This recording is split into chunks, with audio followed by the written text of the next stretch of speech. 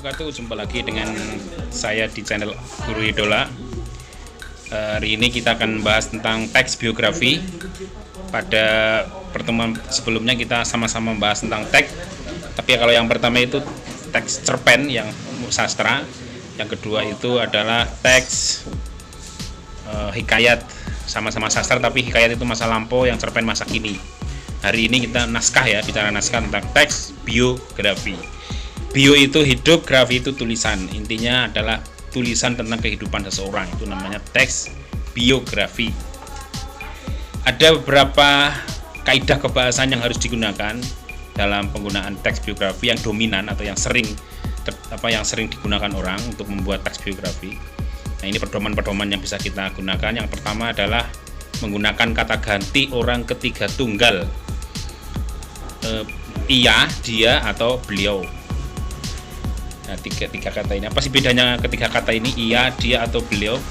Ia itu untuk orang yang di bawah ya, lebih rendah. Kemudian untuk kalau dia itu untuk yang setara, beliau itu yang lebih tinggi.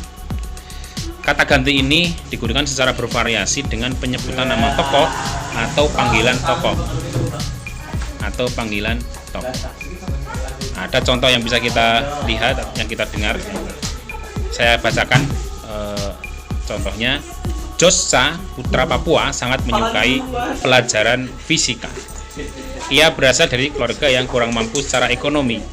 Berkat ketekunannya, si jenius dari Papua ini mendapatkan, ini kata ganti ya, ia. Kemudian si jenius dari Papua, ini juga kata ganti, mendapatkan beasiswa hingga ke luar negeri.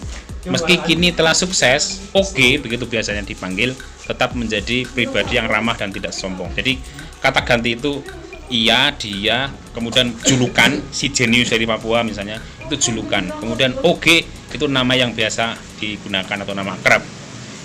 Jadi kata ganti itu banyak. Itu contoh yang pertama. Nah, kemudian kaidah yang kedua dalam penggunaan teks biografi itu adalah banyak menggunakan kata kerja tindakan untuk menjelaskan peristiwa-peristiwa atau perbuatan fisik yang dilakukan oleh tokoh. Contohnya, belajar, membaca, berjalan, melempar. Ini kata kerja tindakan. Jadi selama menulis tentang itu biasanya adalah kata-kata tindakan. Kapan dia belajar, kapan dia mulai melakukan aktivitas sebagai sesuatu, sebagai profesinya, membaca, belajar, melempar, dan lain-lain. Kaidah yang ketiga adalah banyak menggunakan kata deskriptif untuk memberikan informasi secara rinci tentang sifat-sifat tokoh.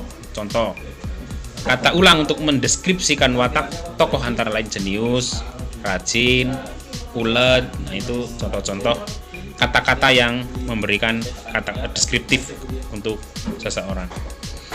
Dalam melakukan deskripsi, seringkali digunakan kata sifat didahului oleh kata-kata kopulatif, adalah, merupakan, dan lain-lain.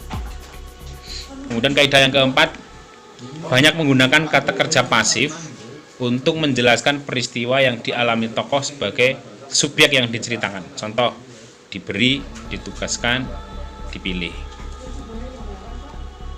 Kemudian yang kelima, banyak menggunakan kata kerja mental dalam rangka penggambaran peran tokoh. Contohnya memahami, menyetujui, menginspirasi, mencintai, dan lain-lain.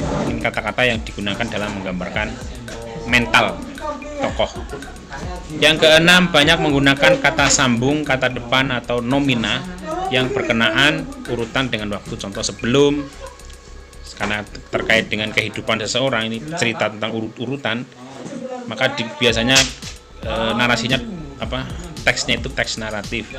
Ada sebelum, sudah, pada saat itu, kemudian, selanjutnya, sampai, hingga, pada tanggal, nantinya, selama, saat itu, dan lain-lain. Ini untuk contoh.